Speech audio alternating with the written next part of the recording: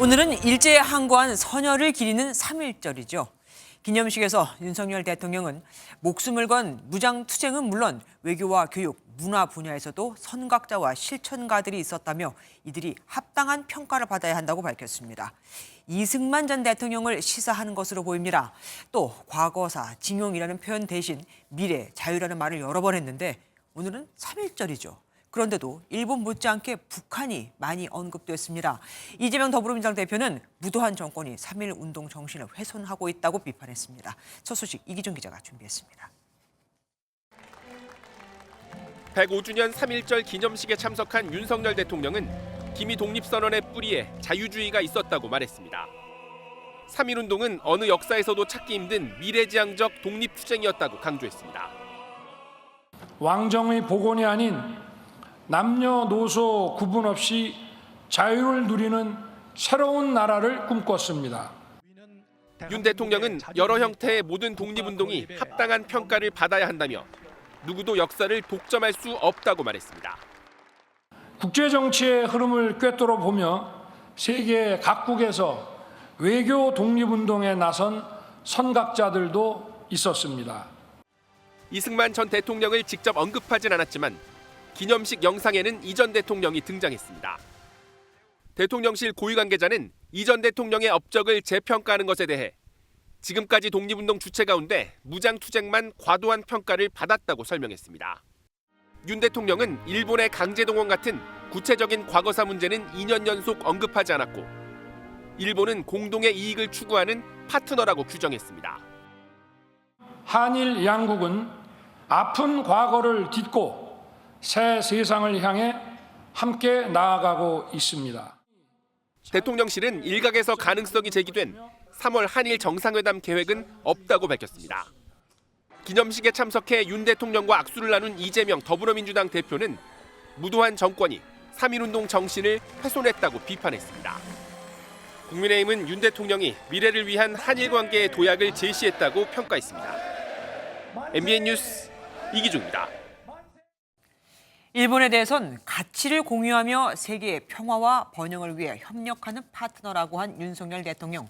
하지만 북한에 대해선 달랐습니다. 북한의 인권 상황 등이 개탄스럽다면서 3.1 운동은 통일로 비로소 완결된다고 강조했죠. 대통령실은 30년 된 통일 방안을 자유민주주의 가치관을 담아서 대폭 수정하겠다고 예고했습니다. 이성식 기자입니다.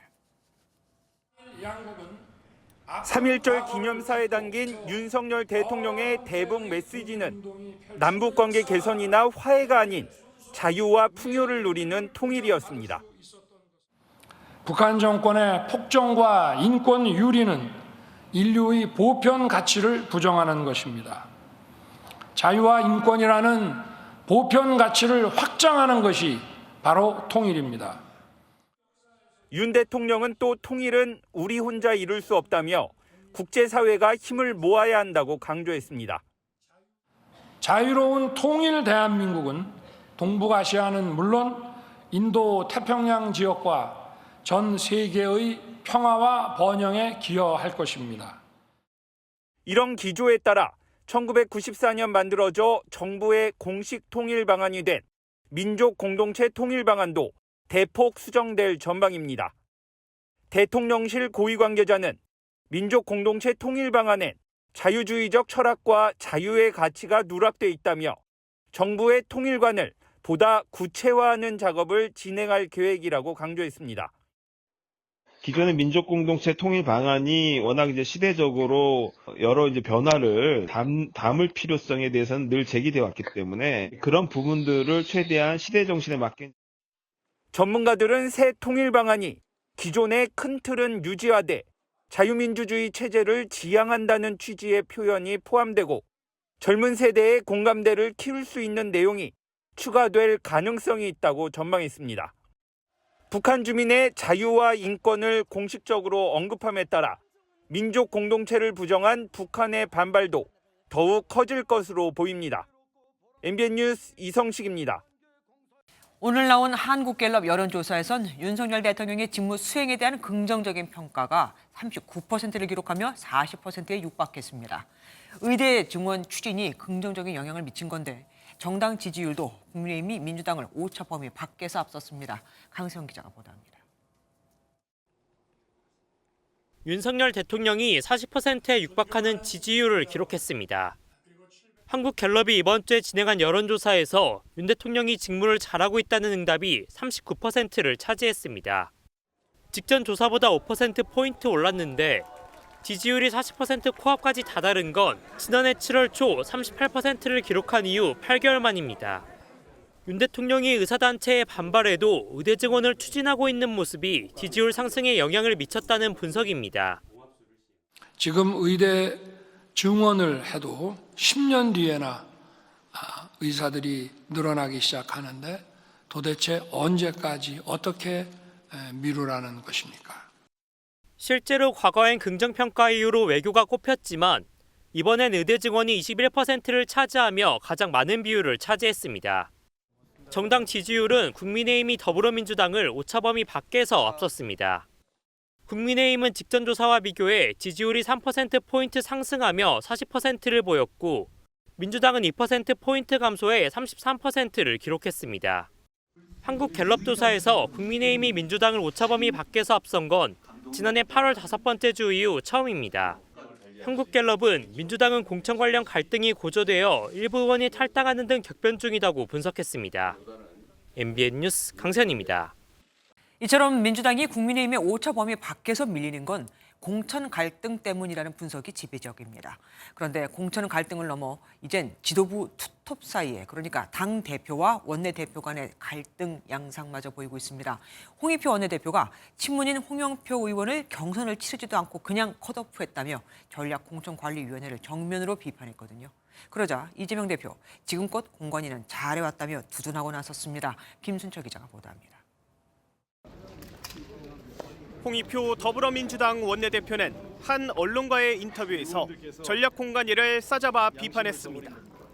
인천 부평을의 사선이자 대표적 친문인 홍영표 의원이 경선만 치르게 한다면 탈당하지 않겠다는 뜻을 전달했는데도 컷오프 시켰다는 겁니다. 홍 의원이 현역 의원 평가 하위 10% 통보 등으로 결국 40점의 페널티를 받아 불리한데도 경선 자체를 막은 건 부적절했다는 것입니다. 전략공관위 결정이 부적절했다고 저는 보는데요. 저는 이거는 도대체 어떤 정무적 판단인지 모르겠어요. 하지만 이재명 대표는 당내 공천은 잘 진행되고 있다며 공관위를 두둔했습니다. 충분하게 경쟁을 보장하고 또 새로운 분들에게도 기회도 부여하고 우리 공관위에서 잘 해왔다고 생각합니다. 그 판단을 존중합니다. 공천을 두고 당내 투톱 간 이견이 표출된 건 처음이 아닙니다. 홍 원내대표는 친명계인 김우영 강원도당위원장이 강원이 아닌 서울 은평을 경선에 뛰어든 건 해당 행위라며 이를 허용한 공관위를 강하게 비판한 적이 있습니다. 이때도 이재명 대표는 문제없다는 결론을 내렸고 홍 원내대표는 강성 지지층으로부터 문자 폭탄을 받기도 했습니다. 공천 결과 승복을 강조하는 당대표와 비명계와 친문계의 포용을 강조하는 원내대표의 갈등이 분출되면서 민주당이 이미 심리적 분당에 이르렀다는 분석마저 나오고 있습니다. MBN 뉴스 김순철입니다. 이렇듯 지도부마저 파열음을 내고 있지만 민주당에선 친문과 비명을 배제하는 듯한 공천이 계속해서 이어지고 있습니다. 친명인 정성호, 김병기 의원의 공천이 확정됐고 친문계인 전해철 의원은 경선을 치르게 됐거든요. 박지원 전 국정원장 등 올드보이들에게도 경선의 기회가 주어졌습니다. 강영호 기자입니다. 민주당 공천관리위원회가 9차 후보자 심사 결과를 발표했습니다. 지역에 따라 단수와 2인 경선, 3인 경선 등으로 구분되는데 친명계 의원들의 대거 단수 공천이 이어졌습니다. 친명계 좌장으로 꼽히는 정성호 의원을 비롯해 당 수석사무부총장인 김병기 의원이 단수 후보로 결정됐습니다. 같은 지도부 소속으로 조직사무부총장을 맡고 있는 김윤덕 의원과 전략기획위원장을 맡고 있는 한병도 의원도 단수에 포함됐습니다. 당초 컷오프 가능성이 제기되기도 했던 친문계 핵심 전해철 의원은 친명계 원외 인사인 양문석 전 방송통신위원회 상임위원과 2인 경선을 치르게 됐습니다. 양 전 위원장은 과거 전 의원을 가리켜 비명계를 뜻하는 수박 표현을 썼다가 3개월 당직 정지 징계를 받은 바 있습니다. 헤이트 스피치, 그러니까 혐오 발언, 어떤 이런 것에 해당되지 않느냐 하는 것이 제기되기도 했습니다. 그렇지만 그 정도가 경선에서 탈락시켜야 할 정도로 심각하지 않다는 결론. 문재인 정부 통일부 장관 출신이자 역시 친문계로 분류되는 이인영 의원은 지역구인 서울 구로갑에 단수 공천됐습니다. 당초 지도부에선 험지로 꼽히는 충북 충주 출마를 요청했던 것으로 알려졌는데 친문 달래기 차원이란 해석이 나옵니다. 올드보이로 관심을 모았던 박지원 전 국정원장과 정동영 전 통일부 장관은 각각 현역 윤재갑 의원, 김성주 의원과 경선을 치르게 됐습니다. MBN 뉴스 강영우입니다. 민주당이 서울 수도권 승리의 발판이 될 것이라고 공언했던 이른바 여전사 3인의 지역구 배치도 마무리됐습니다. 그런데 험지가 아니라 양지라는 비판이 나옵니다. 친문이나 비명계에선 말로는 험지 출마시킨다더니 해볼 만한 곳에 배치를 했다고 불만의 목소리를 내고 있거든요. 이들도 결국 다 친명이라 이거죠. 유승호 기자가 취재했습니다. 민주당의 전략선거구 심사 결과 추미애 전 장관은 22대 총선을 앞두고 새로 획정된 경기 하남시갑에 단수 공천됐습니다. 이재명 대표가 영입한 이현주 전 의원은 경기 용인시정에서 박성민 전 청와대 청년비서관, 이현욱 전 경기주택도시공사 사장과 경선을 치릅니다. 제가 전략 경선을 수용하는 게 당에 도움이 될 거라고 생각을 합니다. 잘 돌파를 함으로써 이게 본선에도 더 도움이 될 거라고 생각하고요. 이로써 민주당의 이른바 여전사 3인의 지역구 배치가 끝났습니다. 그런데 세 지역 모두 민주당 의원이 현역인 곳으로 험지로 보기 어렵다는 비판이 나옵니다. 임종석 전 비서실장 대신 전현희 전 국민권익위원장을 전략 공천한 서울 중구 성동구갑은 홍익표 원내대표가 분구 이후 모두 승리한 곳입니다. 추 전 장관이 단수 공천된 경기 하남시갑도 지난 대선에서 이 대표가 10%포인트 넘게 진 서울 동작구에 비하면 도전해볼 만합니다. 총선 불출마를 선언한 이탄희 의원의 지역구인 경기 용인시정 역시 민주당세가 만만치 않아 험지로 보기 어렵다는 지적입니다. 안규백 전략공천관리위원장은 당의 요청과 후보들의 의견을 반영한 결과라며 양지론에 선을 그었습니다. 도농복합지역입니다. 우리 당으로서는 굉장히 이른바 험지라고 할 수 있습니다. 절대적으로 유리한 지역은 아니고. 전투력이 높다고 자평한 여전사 3인이 정말 수도권에서 돌풍을 일으킬지 관심이 쏠리는 가운데 민주당 전략공관위는 내일 마지막 심사 결과를 발표합니다. MBN 뉴스 유승호입니다.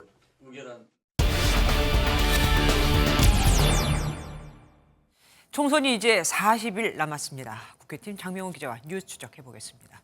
어서 오십시오. 네. 장 기자, 앞서 보도해드린 한국갤럽 여론조사 얘기부터 해보겠습니다. 대통령과 국민의힘, 그러니까 여당의 지지율이 다 올랐습니다.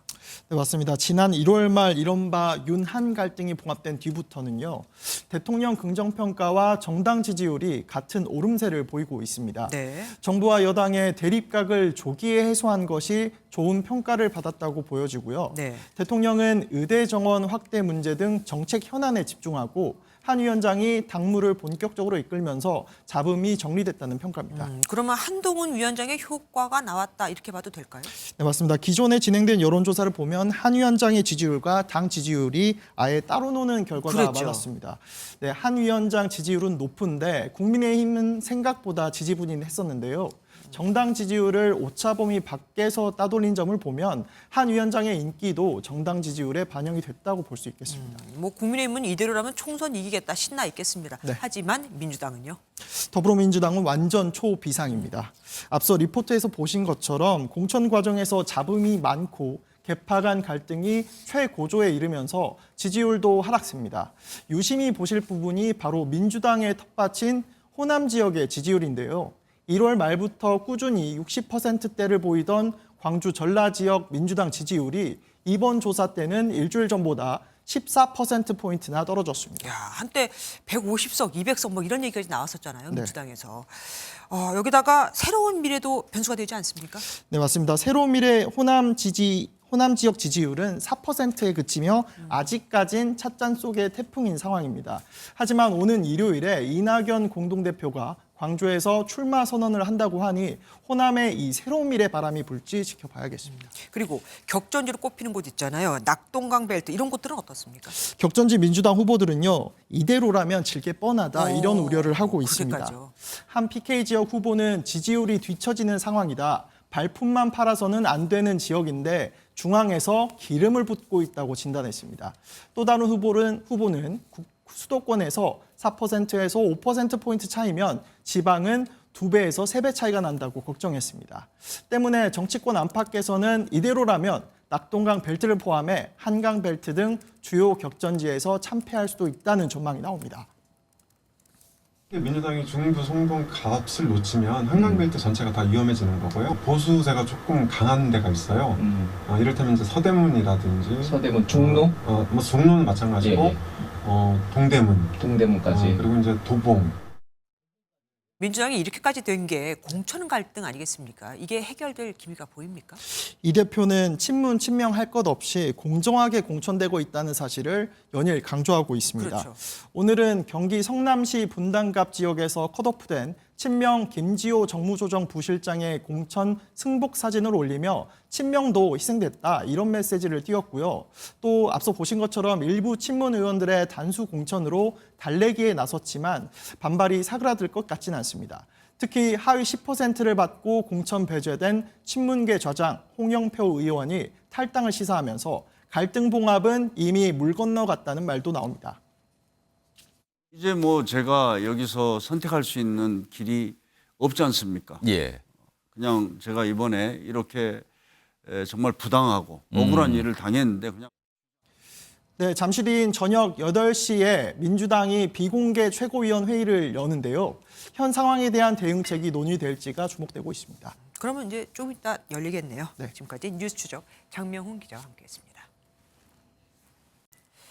공청 작업이 구부 능선을 넘은 국민의힘은 오늘 3차 경선 결과를 내놨습니다. 그런데 오늘도 현역 불패는 계속됐습니다.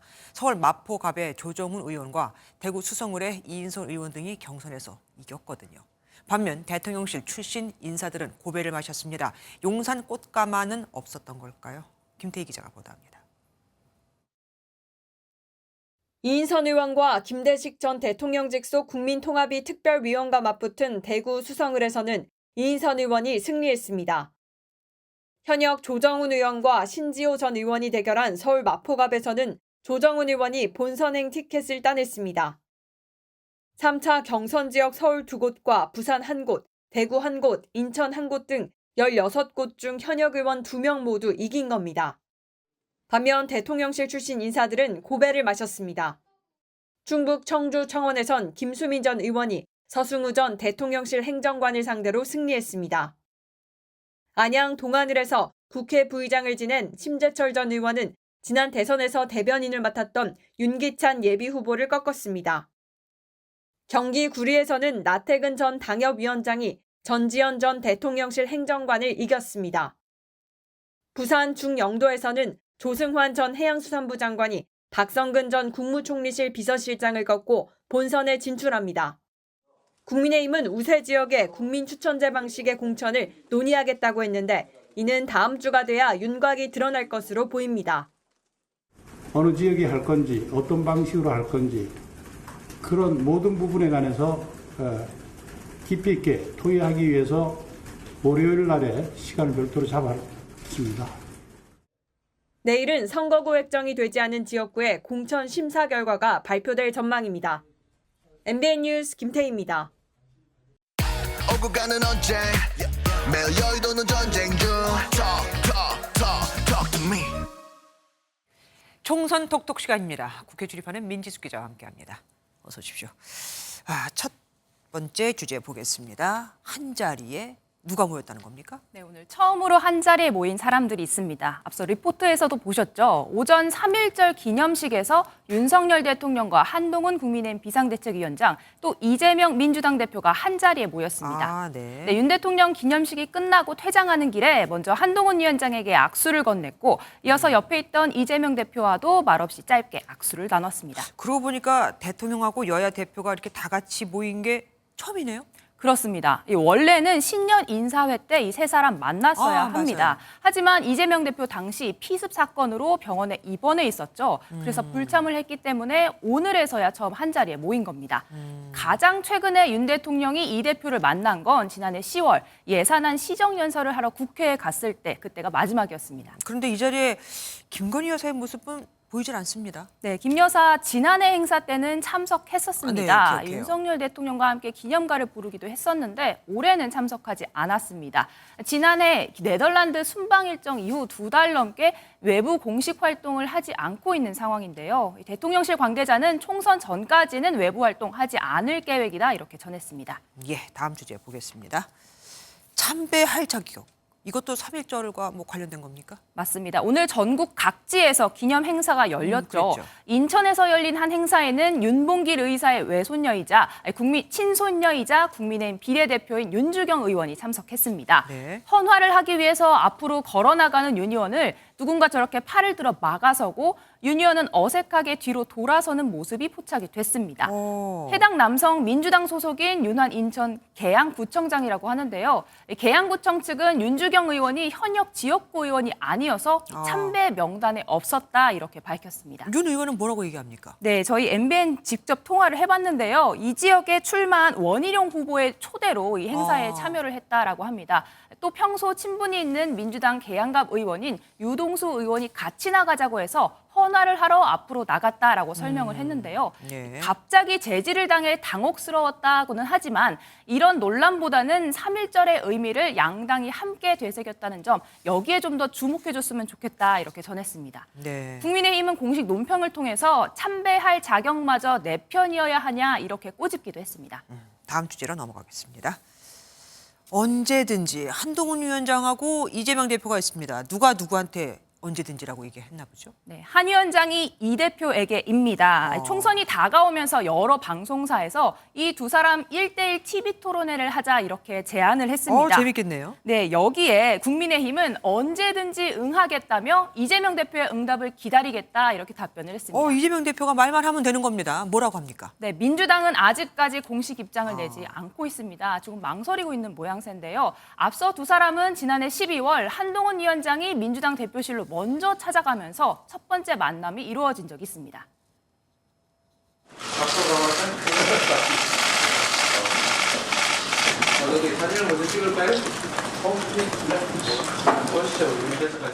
제가 급작스럽게 취임하게 돼서 굉장히 경황이 없는 상황에서 말씀을 올렸는데도 흔쾌히 빨리 일정을 잡아주셔서 대단히. 네, 상황을 보면 윤한 갈등이 불거졌을 때와 달리 지금 민주당 공천 갈등이 최고조에 이르렀잖아요. 네. 이런 상황에서 국민의힘은 양자 토론에 조금 더 적극적이고 민주당은 고심하는 분위기가 읽히고 있습니다. 예, 맞수 토론회가 성사될지 정말 기대됩니다. 다음 주제 보겠습니다. 민주당의 러브콜. 한동훈 위원장하고 저분은 지금 탈당을 했지만 과거 민주당이었던 김용주 의원 아닙니까? 맞습니다. 지금 이 시각 두 사람 종로에 있는 한 식당에서 만나고 있습니다.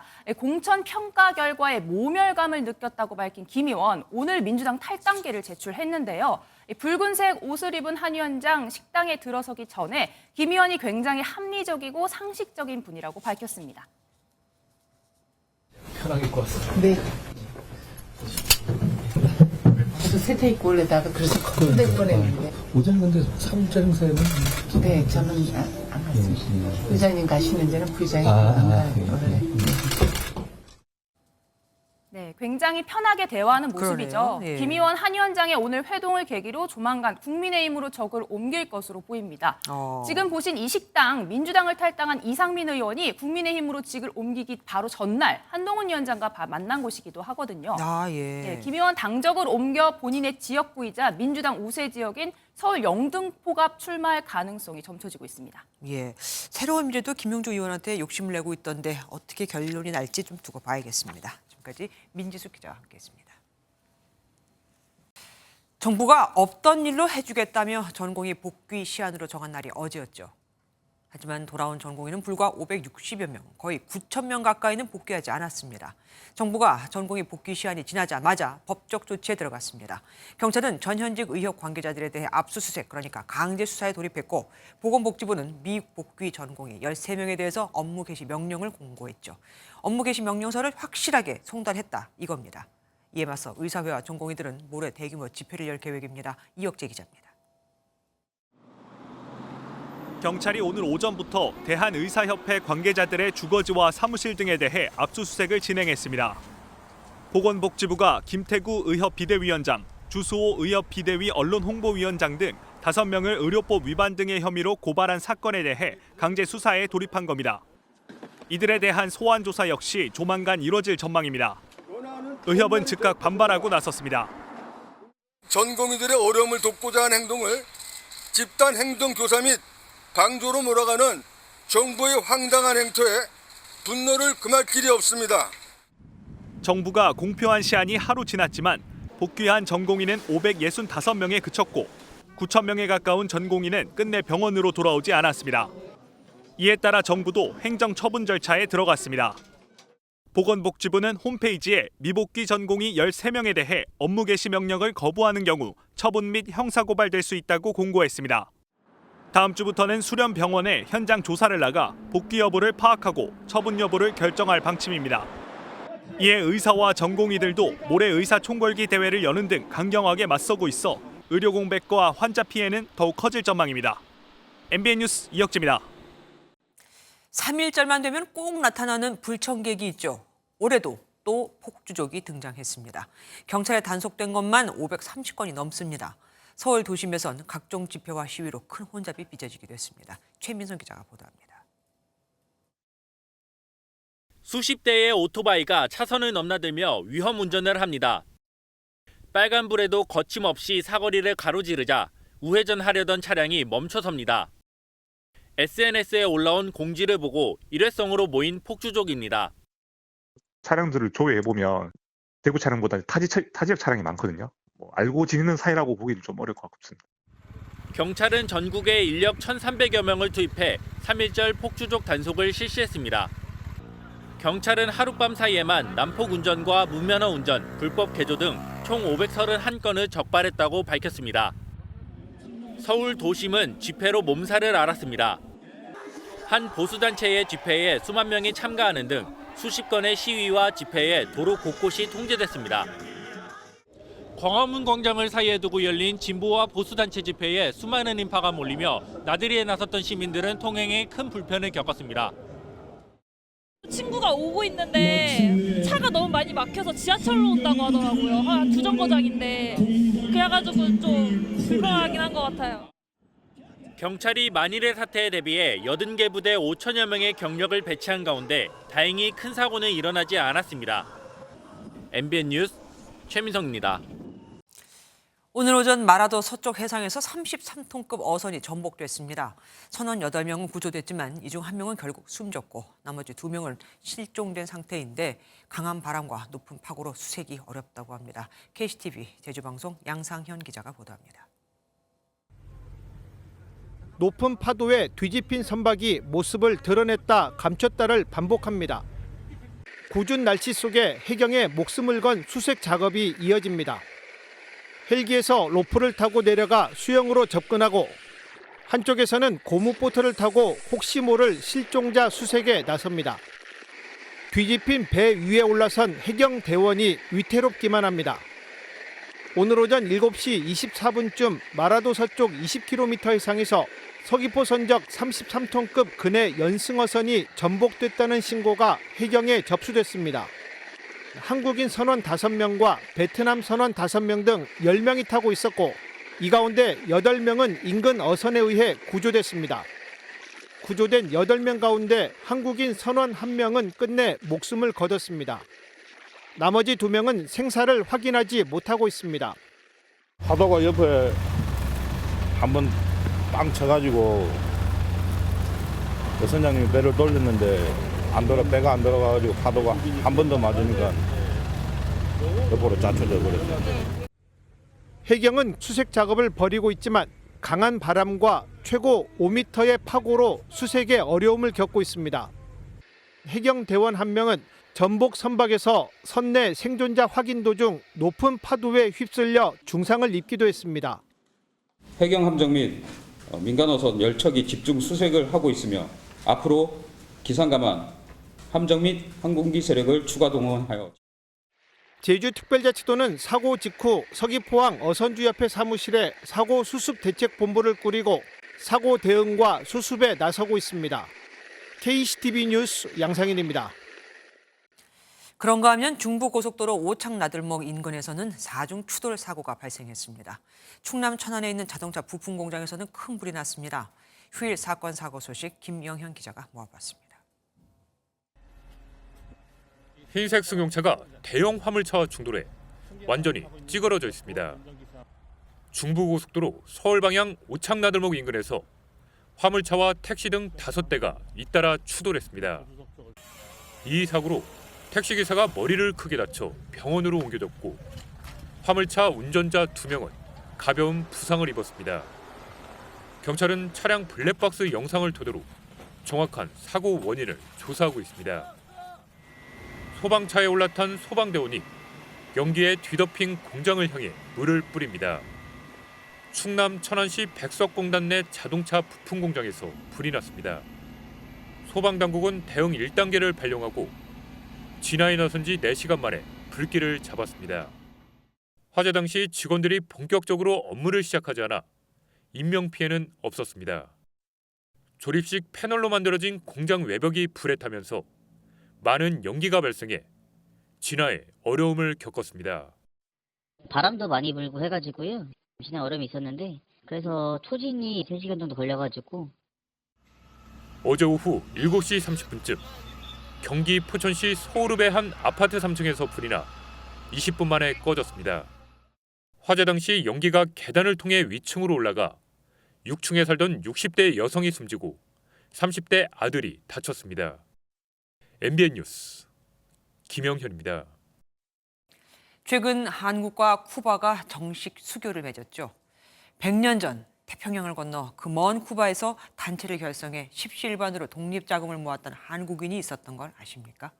사탕수수밭에서 모진 세월을 견디면서도 말이죠. 당시 미국에 생긴 우리 총영사가 그를 재외동포로 인정한 문서가 처음으로 공개됐습니다. 정치훈 기자가 단독 보도합니다. 1950년 6.25 전쟁이 터지기 전 대한민국 주 뉴욕 총영사관에서 작성한 빛발의 문건입니다. 재외국민 등록증이라 적힌 문서에 한글로 주한옥이라는 이름이 쓰여 있고 사진도 있습니다. 1989년생인 주 씨는 당시 쿠바 마탄자스 한인촌에 살고 있고 괄호에는 전남 우수영 출신이라고 적었습니다. 이 문건은 주 씨 가족이 대한민국 국민임을 증명하고자 작성됐습니다. 이미 주한옥 선생은 세상을 떠났지만 문건은 후손이 보관해오다 75년 만에 쿠바에서 발견됐습니다. 일제강점기인 1921년 한국을 떠나 멕시코에서 일하던 한인 가운데 주 선생을 포함한 300명이 쿠바 사탕수수 농장으로 옮기려 배에 올랐습니다.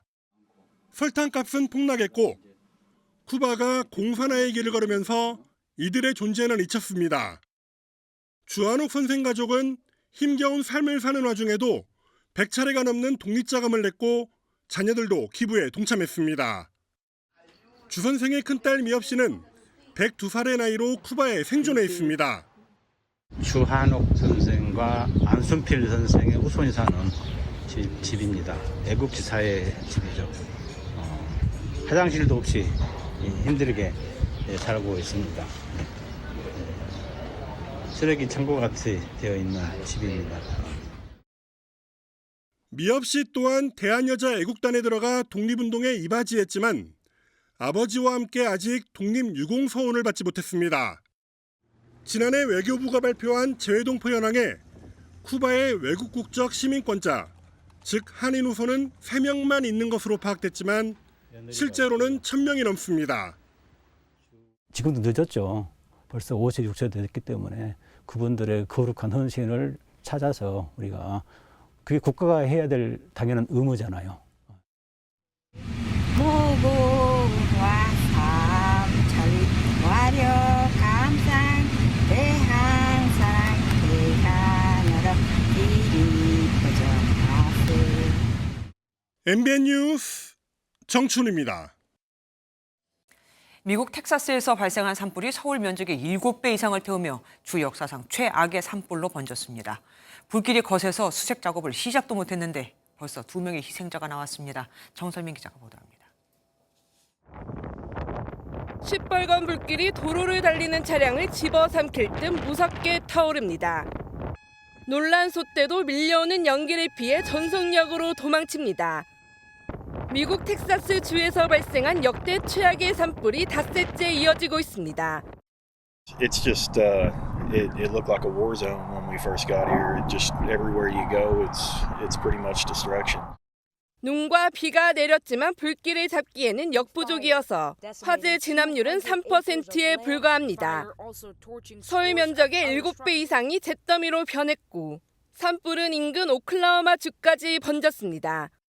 트럭을 몰다 불길에 갇힌 40대 여성이 숨지면서 인명피해도 2명으로 늘었습니다.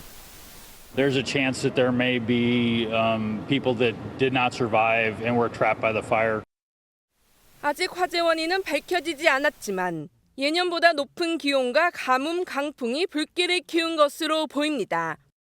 Where basically all the ingredients are in place for rapidly spreading wildfires. 텍사스 국경 지역을 찾은 바이든 대통령은 소방관과 장비 파견 등 가능한 모든 조치를 지시했습니다. MBN 뉴스 정상민입니다. 가자 지구에서 굶주림에 내몰린 주민들이 구호 트럭에 몰려들었다가 이스라엘군의 발포로 100명이 넘게 숨지는 참변이 벌어졌습니다. 이스라엘 측은 사상자 대다수가 총이 아니라 트럭과 인파에 눌려 발생했다고 반박했지만 국제사회는 일제히 이스라엘을 규탄했죠. 이스라엘과 하마스 사이의 휴전 협상은 더 어려워진 것으로 보입니다. 최윤영 기자가 보도합니다. 새벽 수천 명의 팔레스타인이 가자 지구의 해안도로에 진을 치고 있습니다. 구호 트럭이 지나간다는 소식을 듣고 모여든 겁니다. 트럭이 나타나자 오랜 전쟁 속 굶주림에 내몰렸던 주민들은 순식간에 몰려들었습니다. 그리고 갑작스런 이스라엘 군의 발포. 일대는 아비규환이 됐습니다.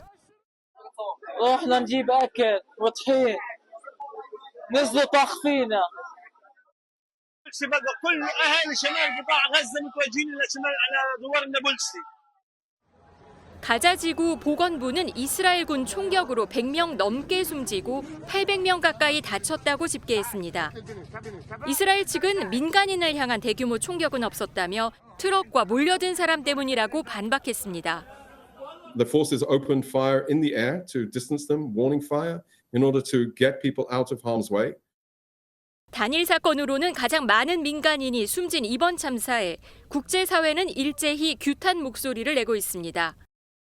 주변 아랍 국가뿐 아니라 프랑스와 스페인 등도 일제히 이스라엘을 비판한 가운데 유엔 안전보장이사회는 긴급회의를 소집했습니다. 바이든 미국 대통령은 확인 중이라며 이번 사건의 입장 발표를 유보했지만 휴전 협상에는 부정적인 영향을 미칠 것으로 예상됩니다. MBN 뉴스 최윤영입니다. 이제 봄이 시작되는 3월이 됐죠. 꽃 구경도 할 겸 가벼운 마음으로 등산 가실 분들 많을 텐데 그러니까 봄과 가을에 이 산악사고가 가장 많이 발생하는 걸 아십니까? 신고 건수에 비해 인명피해 비율도 아주 높습니다. 이상엽 기자가 보도합니다. 부산 구덕산 상공, 소방대원들이 구조 헬기에서 지체 없이 뛰어내립니다. 혼자서 등산을 하다 호흡곤란을 호소하는 60대 등산객을 구하기 위해서입니다. 낙상이나 개인 질환에 집중된 산악사고 특성상 고령층의 나홀로 등산은 위험합니다. 취재진이 서울 관악산에 가보니 혼자서 등산하는 고령 등산객을 쉽게 찾을 수 있습니다. 지난 달 말 내린 눈으로 진흙길이 된 등산로는 한눈에 봐도 위험해 보입니다. 등산객이 자주 찾는 관악산의 등산로입니다. 아직 눈이 곳곳에 남아있는 데다가 가파른 암벽을 올라가야 해서 넘어지면 큰 부상으로 이어질 수 있습니다. 지난달 24일엔 폭설이 쏟아진 강원도 선자령에 올랐던 등산객 11명이 고립됐습니다. 신고를 받고 출동한 구조대원들은 쌓인 눈을 삽으로 퍼가며 길을 만듭니다. 등산을 가벼운 여가 활동으로 생각하기 쉽지만 산악사고는 끊임없이 발생하고 있습니다. 소방청 통계에 따르면 지난 3년간 산악 구조 건수는 3만 3천여 건으로 이 가운데 인명피해는 7천 명 가까이 됩니다. 이 중 사망자는 361명으로 특히 봄과 가을에 집중돼 있습니다. 얼었던 땅이 이제 녹거나 풀리면서 지반이 약화돼서 낙석 사고가 발생하는 경우들이 이제 생기고 또 미끄러워서 발을 적지르거나 넘어지는 경우들이 이제 산악 사고가 나면 소방대원도 자신의 안전을 담보로 구조에 나서야 합니다. 소방청은 2명 이상이 동행하고 산악 위치 표지판을 확인하는 등 최소한의 안전 수칙을 준수해달라고 당부했습니다. MBN 뉴스 이상엽입니다. 지난달 주택 거래량이 5달 만에 반등했습니다. 하지만 부동산 거래 침체의 끝이라고 보기엔 아직 조심스럽습니다. 최저 연 1%대 신생아 특례 대출 출시로 인한 그러니까 일부 젊은 사람들의 영향으로 보이거든요. 고정수 기자입니다. 서울 은평구의 한 아파트 단지입니다. 중소형인 전용 59제곱미터가 지난달 8억 원대에 거래됐습니다. 인근 아파트도 사정은 비슷합니다. 금매면 7억 원대, 최대 9억 원대의 호가가 형성돼 있습니다. 전세 만기돼서 빌라 같은 게 워낙 불안하잖아요. 아파트로 그냥 갈아타시는 분들 올해 초부터 좀 있더라고요. 사실상 거래 절벽이었던 주택 시장에서 중소형 아파트로부터 회복세가 감지된 겁니다. 지난달 주택 매매 거래량은 약 4만 3천 건으로 전월 대비 13%가량 늘었습니다. 지난해 8월 5만 2천 건 수준이던 거래량은 같은 해 12월 3만 8천 건대로 추락했었습니다. 5달 만의 반등은 신생아 특례 대출 등을 활용한 젊은 층이 밀어올린 것으로 보입니다. 급매물 거래 위주의 영향으로 지난주 전국 아파트 값은 14주 연속 하락세를 이어갔습니다. 최대 80%까지 초장기 대출이 가능하기 때문에 20, 30대 내지는 30, 40대 특히 그 신혼부부를 중심으로 해서 실소유자 위주로 거래가 좀 증가하는 것으로 보이고 다만 평년 수준 미만인 거래량과 고금리, 악성 미분양 증가세에 따라 이번 반등을 주택 경기 회복 신호로 여기긴 어렵다는 분석도 나옵니다. MBN 뉴스 고정수입니다. 독립운동을 하면 3대가 망한다는 말이 있죠. 일제치하에서 조국 독립을 위해 헌신했지만 당사자는 물론 후손들까지 제대로 된 예우를 받지 못한 탓입니다. 장동건 기자가 독립유공자 후손들을 만나봤습니다. 89세 김중모 씨는 1919년 3.1운동 당시 경남 마산 지역에 독립선언서가 배포되는 데 기여한 독립운동가 김문진 선생의 손자입니다. 인천 부평에서 3평 남짓한 반지하 월세방에 혼자 살고 있는데 화장실은 변기 하나가 겨우 들어갈 정도로 비좁습니다. 4년 전부터 대통령 표창자 후손 보상금으로 매달 88만 9천 원을 받고 있지만 파킨슨병 치료비까지 감당하기에는 턱없이 부족합니다. 100만 원이 들었어요. MRI 찍고 뭐 하니까. 그러니까 그 나오는 돈 그달 다 들어가고 생활비가 막연하거든요. 독립운동가 노사문 선생의 외손녀 박정옥 씨도 인천의 한 빌라에 거주 중인데 우풍이 심해 집안에 텐트를 치고 생활하고 있습니다. 텐트를 치고 자도 그래도 코감기가 든다고 다리가 고장나면서 못 벌어 쓰는 거지. 잔디 신고 그랬어요. 현재 등록된 독립유공자 유족은 총 8,863명. 이들 중 약 80%가 70대 이상 고령자로 스스로 생계를 꾸려가기 쉽지 않은 실정입니다. 권고되면 재산 다 뺏기고 뭐 그러니까 자손들이 많이 배우지도 못하고 생활이 녹록치 못해요. 집을 사흘새 사시는 분들이 많습니다. 일부 전문가들은 비급여 진료의 경우 특례를 도입해 치료비를 감면하는 방안을 고려해봐야 한다고 조언합니다.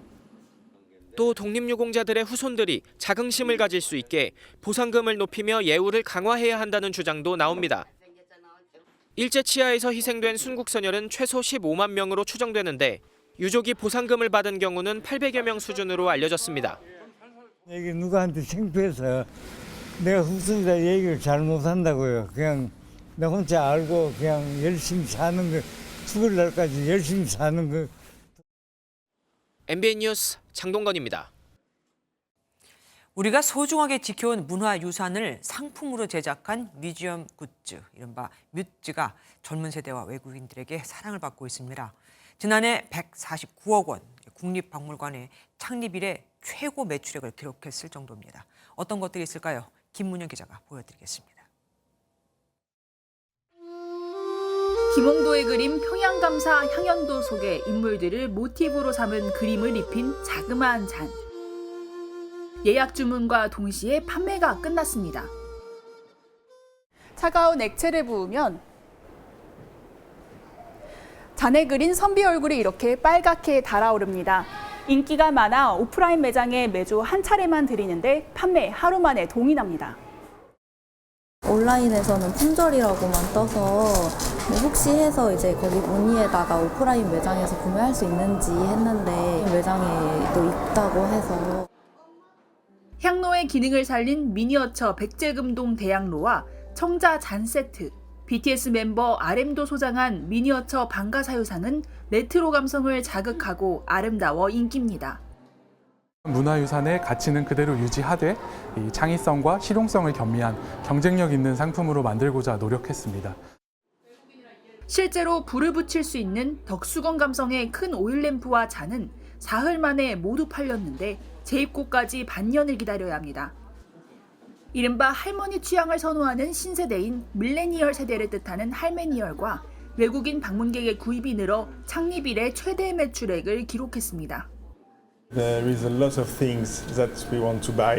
A good thing to modernize, I think, souvenir like that. 최근에는 고가의 상품이더라도 나의 취향에 맞고 내 기호에 맞으면은 오히려 서슴없이 구입을 하는. 우아한 멋을 갖춘 데다 일상에서의 활용도까지 높여 우리 문화를 담은 박물관 상품 뮤즈. 유물의 의미도 되새겨볼 수 있어 세월을 뛰어넘는 사랑을 받고 있습니다. MBN 뉴스 김문영입니다. 프로축구 K리그가 동해안 더비를 시작으로 대장정에 화려한 막을 올렸습니다. 3.1절 연휴를 맞아 2만 8천여 명의 관객이 들어선 개막전에선 디펜딩 챔피언인 울산이 포항을 잡고 홈에서 산뜻한 시작을 알렸습니다. 신영빈 기자가 개막전 현장에서 전해왔습니다. 3.1절 열린 K리그 개막전. 푸른 빛의 울산 팬들과 붉은 빛의 포항 팬들이 울산벌에 태극 문양을 펼치며 함성을 쏟아냅니다. 너무 떨리고 설레고 진짜 기분 너무 좋고 울산 이번에도 꼭 우승하면 좋겠어요. 울산 화이팅! 오랜만에 개막전이고 경기여서 너무 신나요. 포항 1등 가자! 포항 화이팅! 팬들의 설렘과 함께 시작한 개막전. K리그를 대표하는 라이벌 매치인 동해안 더비의 이름값을 하듯 양 팀은 치열한 경기를 벌였습니다. 접전이 이어지던 후반 6분. 울산 아타루가 페널티 박스 바깥에서 때린 슛이 그대로 골문으로 빨려 들어가며 개막전 축포가 터졌습니다. 포항이 반격에 나섰지만 국가대표 수문장 조현우가 지키는 골문을 뚫진 못했습니다. 후반 막판 포항 수비수 아스트로의 퇴장까지 이끌어낸 울산은 홈구장을 가득 메운 2만 8천 명의 팬들 앞에서 개막전을 이기며 K리그 3연패를 향해 힘찬 시동을 걸었습니다. 앞으로도 많은 팬분들이 계속 이렇게 열띤 응원 보내주시면 저희가 그 자신감 안고 최선을 다해서 열심히 하겠습니다. 전주에서 열린 경기에선 전북과 대전이 승부를 가르지 못했고 K리그2 경기에선 안양과 경남이 각각 승리를 거뒀습니다.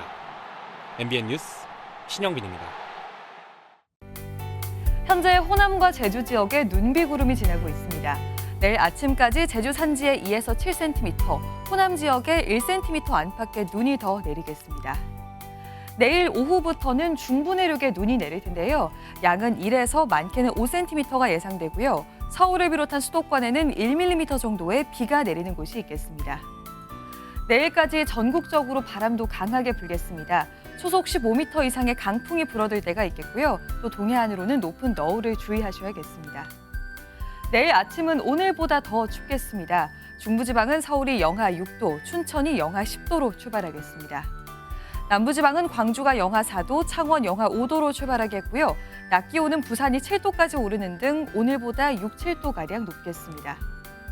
다음 주 월요일 충청 이남을 시작으로 화요일에는 전국에 비가 내릴 전망입니다. 내셨습니다.